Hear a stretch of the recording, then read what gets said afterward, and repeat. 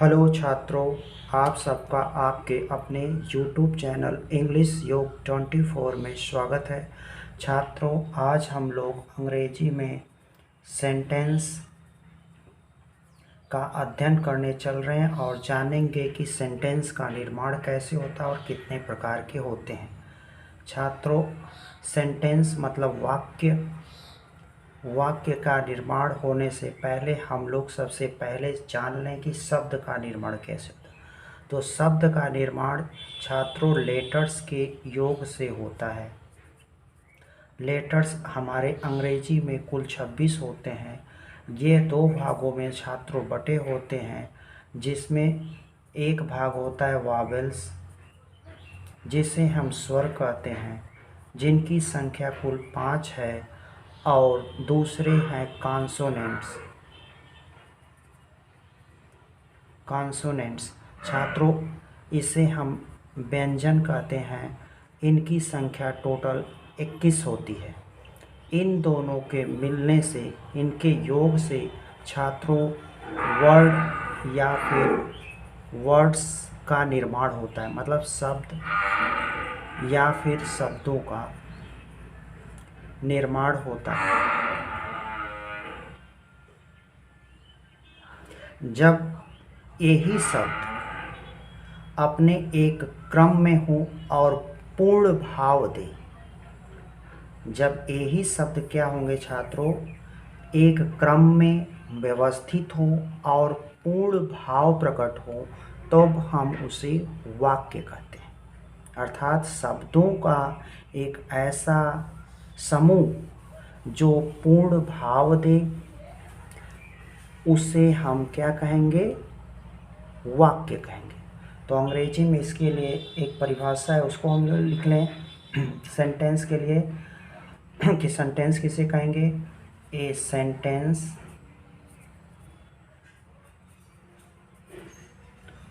Is a group of words which has complete sense is called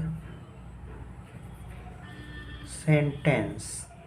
छात्रों, कहा गया है कि एक वाक्य वह है जो शब्दों का एक समूह, मतलब शब्दों का एक समूह वाक्य तभी कहलाएगा जब विच हैज, जो रखता हो, कंप्लीट सेंस, पूर्ण भाव या स्पष्ट भाव, तब हम उसे सेंटेंस कहेंगे। अब हम लोग कुछ वाक्य लिखकर समझ लें कि कैसे सेंटेंस होते हैं। ये तो परिभाषा होगी छात्रों। अब हम लोग इसे समझते हैं कुछ एग्जाम्पल लिखकर। जैसे नंबर 1 पर लिखा जाए, birds fly in the sky. दूसरा लिखा जाए, Ram is a good boy. Number 3 देखा जाए छात्रों, लिखा जाए नंबर 3 पे लिखा जाए, Ramesh is not a good boy.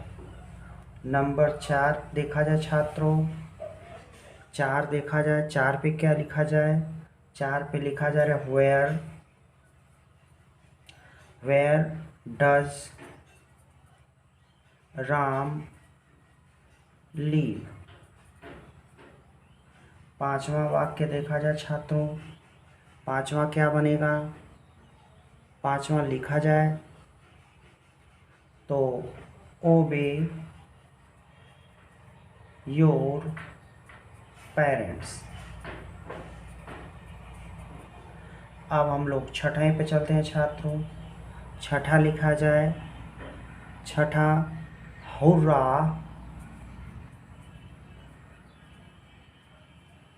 Hurrah, India won the match.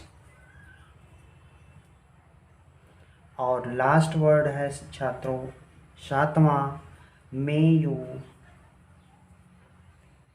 You pass. तो छात्रों आप लोगों ने देखा कि ये 7 प्रकार के जो वाक्य लिखे गए हैं, इसमें से ये 2 लगभग एक दूसरे से मिलते हैं, यह उससे थोड़ा भिन्न है, यह उससे ज़्यादा भिन्न है, यह भी भिन्न है, और इन दोनों में थोड़ी सी कॉमन चीज़ें हैं। यह है कि इनके जो स्टॉप्स, जो फुल स्टॉप का मार्क ऑफ एक्सक्लेमेशन एक जैसे दिख रहे हैं। तो छात्रों अब हम लोग जान लेते हैं कि यहाँ पे कौन कौन से वाक्य हैं। तो छात्रों इन दोनों वाक्यों को, इन तीनों वाक्यों को मिलाकर हम एक शब्द में कहें तो वो कह सकते हैं असर्टिव, असर्टिव सेंटेंस। और अगर अब इनका बंटवारा करके हम लोग जानेंगे तो छात्रों बंटवारा करेंगे तो इतने का जो है कि ये हो जाएगा अफर्मेटिव, और ये हो जाएगा निगेटिव। क्यों हो रहा है छात्रों? क्योंकि यह जो एक कथन है, यह क्या है? कथन है। इस कथन के 2 भाग हो रहे हैं। असर्टिव मतलब कथनात्मक वाक्य। तो कथनात्मक वाक्य जो है वो हमारे 2 तरह के होते हैं। एक होता है सकारात्मक कथन और दूसरा होता है नकारात्मक कथन। तो जो सकारात्मक कथन है वो ये दोनों है, और जो नकारात्मक कथन है वह ये है।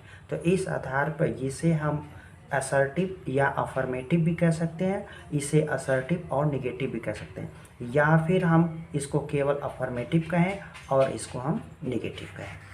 अब यहाँ पे छात्रों प्रश्न पूछा जा रहा है, वेयर डज राम लिव। जब प्रश्न पूछा जा रहा है तो इसे हम लोग इंट्रोगेटिव सेंटेंस कहेंगे। और इसके बाद छात्रों ये देखा जाए, ये हमारे मुख्य क्रिया से वाक्य स्टार्ट हुआ है। यहाँ सलाह दी जा रही है, एडवाइस, सलाह, रिक्वेस्ट, और आर्डर का भाव हो तो छात्रों वहाँ पे हमारा इम्परेटिव सेंटेंस होता है। और उसके बाद ये 2 मार्क्स ऑफ एक्सक्लेमेशन एक जैसे लग रहे हैं, लेकिन छात्रों इन दोनों में अंतर है। एक है ये hurrah we have won the match, एक ऐसा वाक्य जिससे हमारे हृदय में तीव्र भावना को जागृत कर देता हो, चाहे वो शोक हो, हर्ष हो, उल्लास हो, तो उसे हम कहते हैं एक्सक्लेमेटरी सेंटेंस।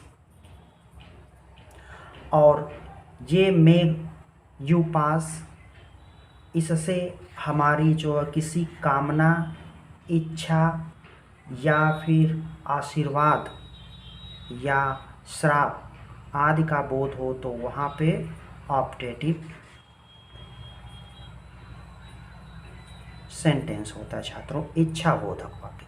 तो अब हम लोग एक एक करके इसका अध्ययन करेंगे और समझेंगे। तो छात्रों सबसे पहले आप लोग हेडिंग डाल लें असर्टिव सेंटेंस।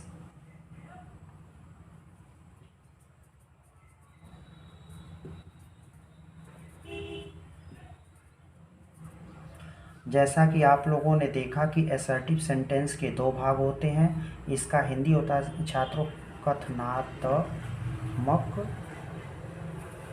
वाक्य। ऐसे वाक्य जिनसे हमें कथन का बोध हो वे कथनात्मक वाक्य होते हैं। और कथन हमारे 2 तरह के होते हैं, जिसमें से एक होता है हमारा छात्रों अफर्मेटिव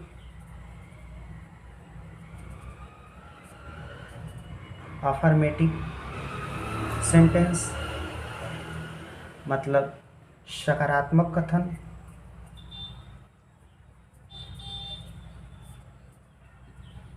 और एक होता है छात्रों नेगेटिव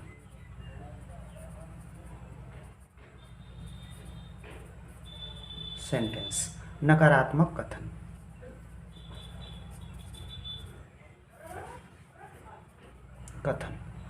अगर कोई व्यक्ति हमसे कह रहा है कहीं जाने के लिए, कुछ करने के लिए, अगर हम वो काम कर रहे हैं तो वह हमारा अफर्मेटिव हो गया। जैसे हमने एग्जाम्पल में लिखा था बर्ड्स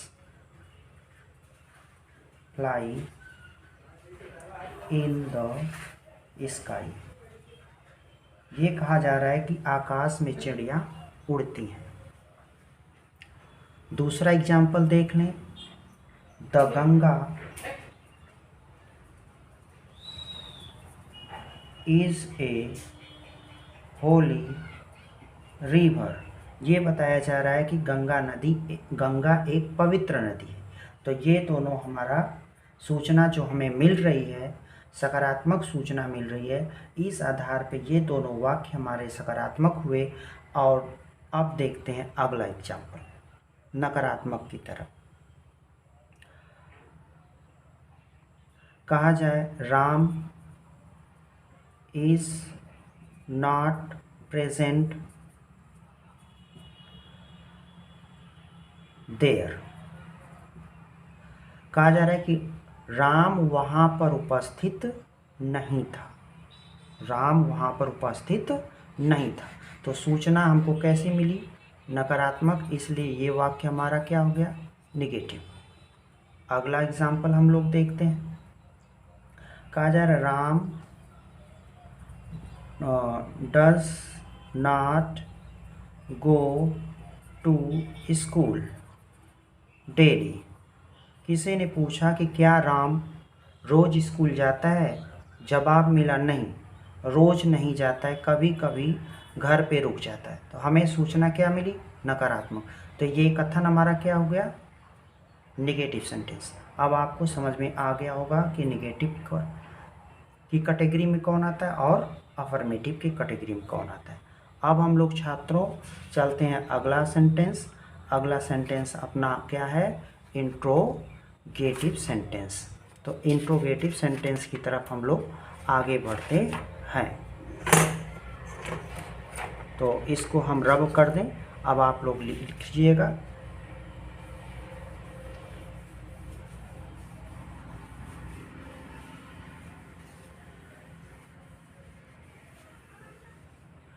अब हम लोग छात्रों देखते हैं इंट्रोगेटिव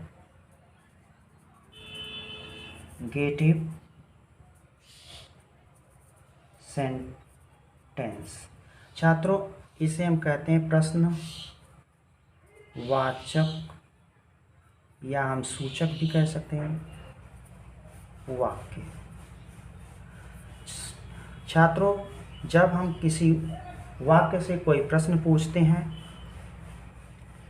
तो वहाँ पे वो प्रश्नवाचक या प्रश्न सूचक वाक्य होता है।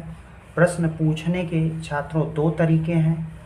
एक को हम लोग कहते हैं सिंगल इंट्रोगेटिव सेंटेंस,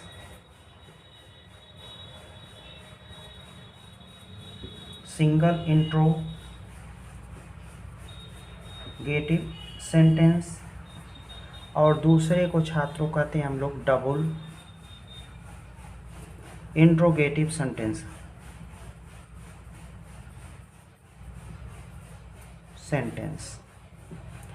तो छात्रों ये जान लें यहाँ पर हम सिंगल क्यों कहते हैं इसे और डबल इसे क्यों कहते हैं। सिंगल इसलिए कहा जाता है छात्रों कि जब हम कोई भी प्रश्न करते हैं और वह हमारी सहायक क्रिया हेल्पिंग वर्ब से स्टार्ट हो।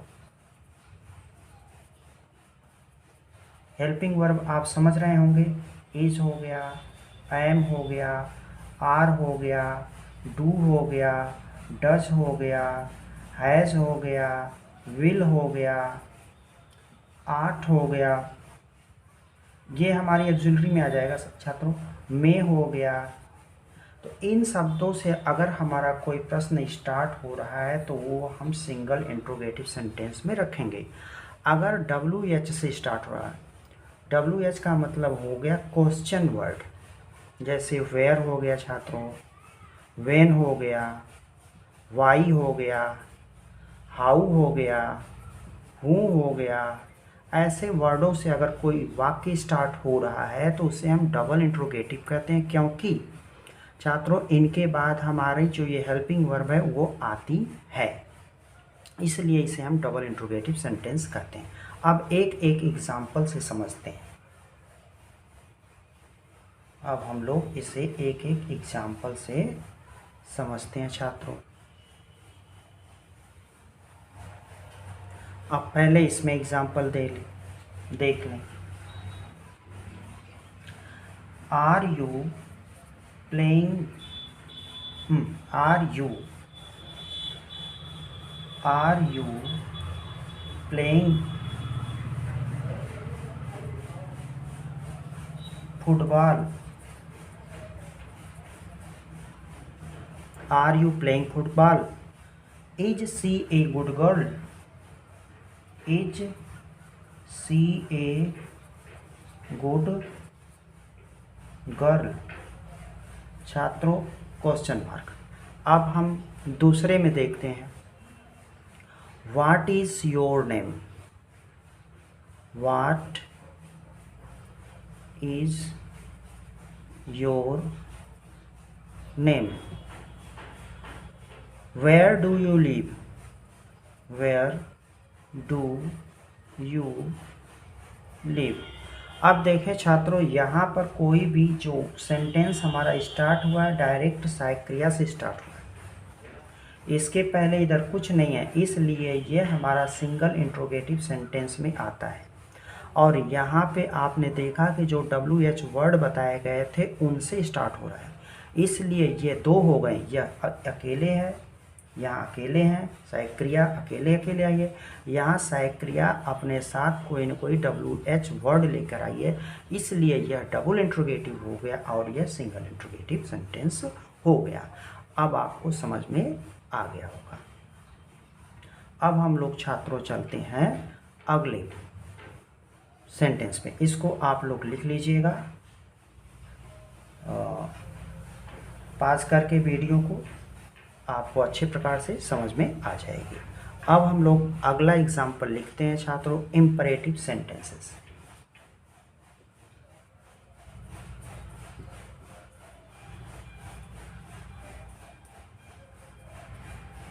इम्परेटिव सेंटेंसेस का हिंदी होता है आज्ञावाचक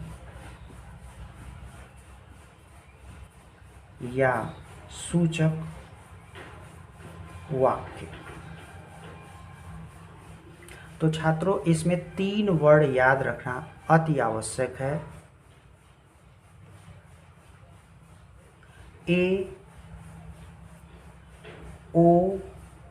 AOR, आप किसी तरह से इन 3 शब्दों को याद रख लें। AOR, ARO, या आप ऐसे कर लें, AOR आपको कठिन लग रहा है, आप ऐसे कर लें ARO, मतलब RO, ARO। इसका मतलब ये हो गया छात्रों के इम्परेटिव सेंटेंस में A मतलब एडवाइस, A मतलब एडवाइस, R का मतलब रिक्वेस्ट, O का मतलब छात्रों ऑर्डर, अर्थात सलाह, विनय, आज्ञा। इम्परेटिव सेंटेंस उस वाक्य को कहेंगे जिससे सलाह, विनय और आज्ञा का बोध हो, उसे हम इम्परेटिव सेंटेंस कहते हैं। और छात्रों इसमें हमेशा आपका कर्ता जो यू होता है वह छिपा रहता है।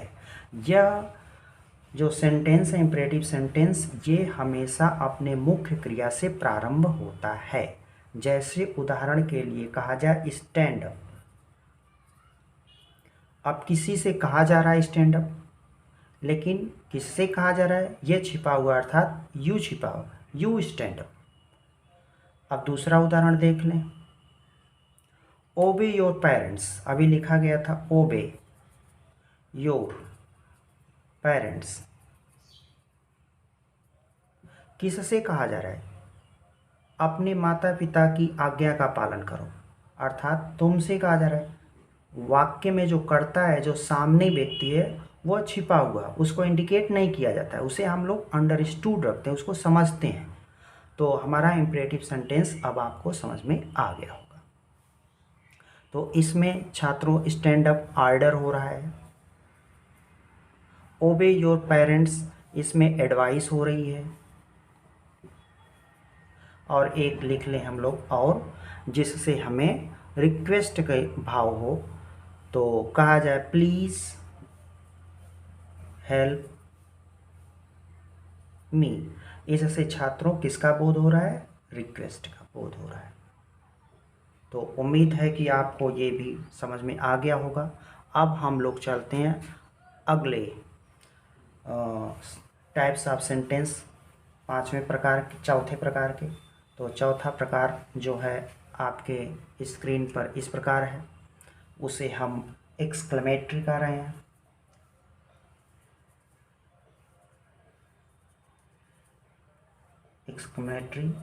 Exclamatory sentences. इसका हिंदी हो गया, क्या हो गया? आश्चर्य या फिर विस्मय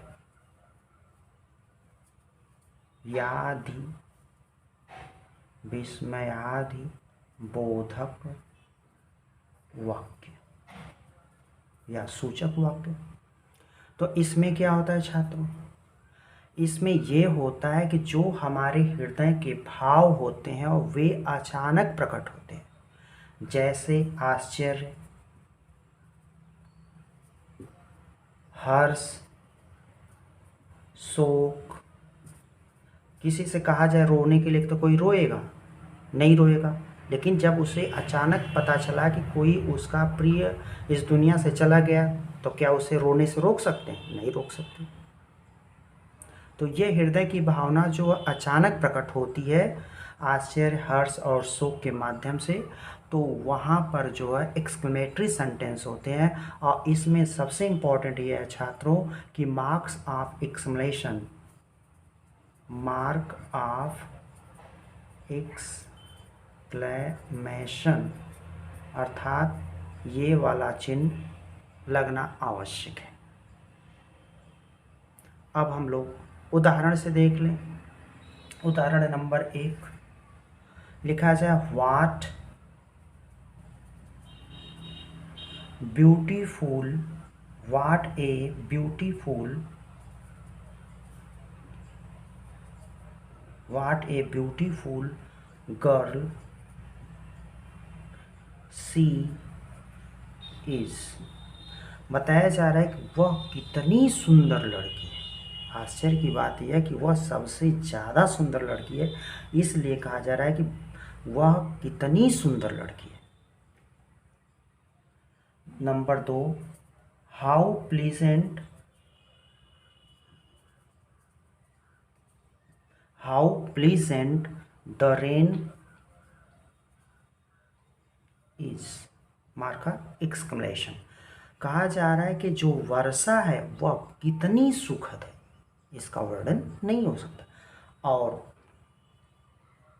एग्जाम्पल 3, ये हमारा आश्चर्य का हो गया। ये दोनों एग्जाम्पल किसके हो गए? आश्चर्य के हो गए। अब हम लोग देखते हैं अगला एग्जाम्पल हर्ष का। हर्ष में हुर्रा, अभी आप लोगों ने देखा था, hurrah, mark of exclamation, India one the match. इसका मतलब ये हो गया कि भारत मैच जीत चुका।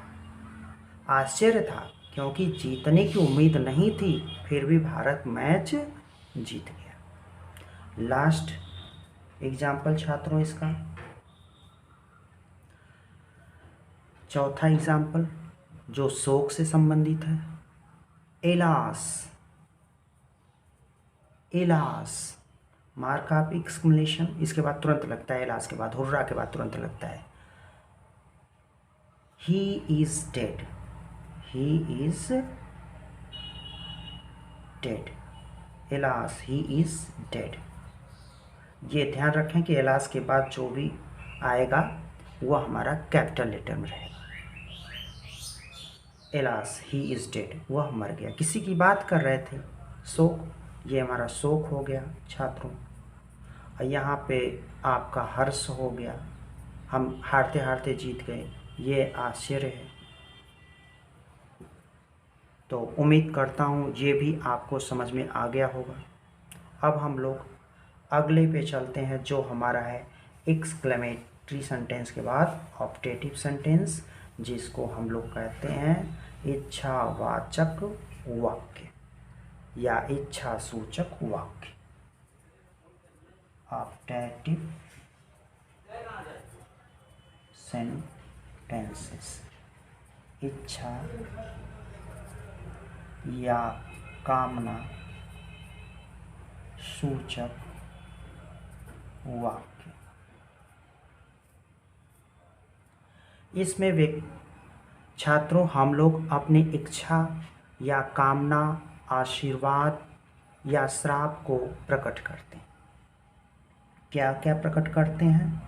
आशीर्वाद हो गया, इससे हमें आशीर्वाद, इच्छा या कामना और श्राप का बोध होता है। जब इन सब का बोध हो तो ये हम जान लें कि वो हमारा वाक्य क्या है, ऑप्टेटिव सेंटेंस है। तो अब एक एक उदाहरण से समझ लें। मे यू पास, अभी आपने लिखा था मे यू पास, ये क्या है? इच्छा या कामना है कि आप पास हो जाए। अब कहा जा रहा है मे यू लीव लॉन्ग, आप दीर्घायु हूँ, अधिक दिन तक जिए। तो ये क्या है छात्रों? ये आपका आशीर्वाद दिया जा रहा है कि आप दीर्घायु हूँ, बहुत दिन तक जिए। अब अगला हम लोग लिख रहे हैं may you go to hell, नरक में जाओ। इसका मतलब ये क्या है? श्राप दिया जा रहा है कि नरक में जाओ। इस आधार पे आपने समझ गए कि यहाँ पे हमारी इच्छा या कामना व्यक्त हो रही है, यहाँ पे हमको आशीर्वाद मिल रहा है और यहाँ पे हमको श्राप मिल रहा है। तो छात्रों, अगर हमारे द्वारा दी गई सूचना आपको पसंद आई हो तो हमारे YouTube चैनल इंग्लिश युग 24 को लाइक, शेयर और सब्सक्राइब ज़रूर करें। अब इन पांचों सेंटेंस पर हम कुछ एक्सरसाइज कर लेते हैं।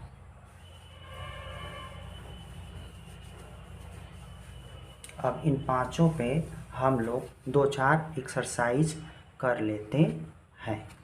तो पहला लिखें, नंबर 1, राम प्लेस, जिससे क्लियर हो जाएगा आपको कि कौन कहाँ पर है। She is not reading, she is not reading. Number 3 छात्रों, नंबर 3 लिखें, what do you want, what do you want. अगला लिखें चौथा, डज राम प्ले। और पांचवा वाक्य लिखें, ओपन योर बुक। छठा लिखें, अब आप लोग छठा वाक्य लिखें, may God help you, may God help you. और 7वां लिखें, oh she has failed, oh she has failed, वह असफल हो गई। तो छात्रों, देखा जाए इन 7 वाक्यों में कौन कौन सा है। तो ये हमारा वाक्य हो गया, क्या हो गया ये, असर्टिव। इन दोनों को हम कह लेंगे असर्टिव। अब बांटेंगे तो ये हो गया अफर्मेटिव, और ये हो गया हमारा नेगेटिव सेंटेंस। ये दोनों हमारे हो गए इंट्रोगेटिव।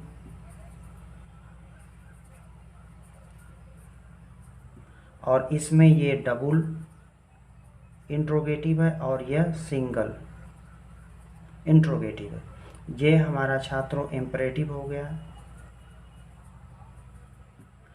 और ये हमारा ऑप्टेटिव हो गया, और ये हमारा क्या हो गया, एक्सक्लेमेटरी। उम्मीद करता हूँ छात्रों आप सबको सेंटेंस जो हमारे द्वारा पढ़ाया गया, जो 5 प्रकार से बताया गया, 5 काइंड्स, 5 प्रकार के सेंटेंस आपको अच्छे से समझ में आ गया होगा। तो उम्मीद करता हूँ कि आप हमारी वीडियो को लाइक करेंगे, अपने दोस्तों में शेयर करेंगे और सब्सक्राइब भी करेंगे। धन्यवाद छात्रों।